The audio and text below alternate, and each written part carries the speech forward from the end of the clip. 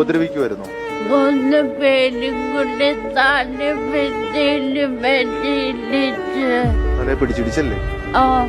എന്നെ അടിക്കും, വെള്ളത്തെ പിടിച്ച് മക്കി.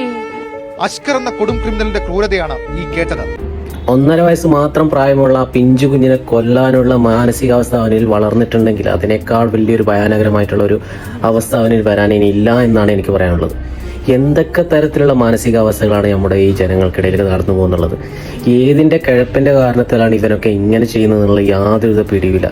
എന്നിരുന്നാലും ആ 18 വയസ്സുള്ള കുട്ടി 23-ാം വയസ്സിൽ 5 വർഷത്തിൻ്റെ ഇടയിൽ വന്ന മാറ്റങ്ങൾ, അതും ഇവൻ്റെ മാനസിക ശാരീരിക പീഡനങ്ങൾ കാരണമാണെന്ന് ഓർക്കുമ്പോൾ നമ്മുടെ ഇവിടുത്തെ നിയമങ്ങളും നിയമവ്യവസ്ഥിതിയും ഒക്കെ ഉള്ള ഒരു സാഹചര്യത്തിൽ ഇവന് വിലസി ഇങ്ങനെ വീണ്ടും വിവാഹം ചെയ്ത് ആ കുട്ടി മറ്റൊരു പെൺകുട്ടിയിലുണ്ടായ കുട്ടിയെയും കൊന്നിട്ട് നെളിഞ്ഞ് നടക്കുന്ന ഒരു സാഹചര്യത്തിലേക്ക് ഉണ്ടാവാനുള്ള ഒരു അവസ്ഥ നോക്കുമ്പോൾ ലജ്ജ തോന്നുന്നുണ്ട്.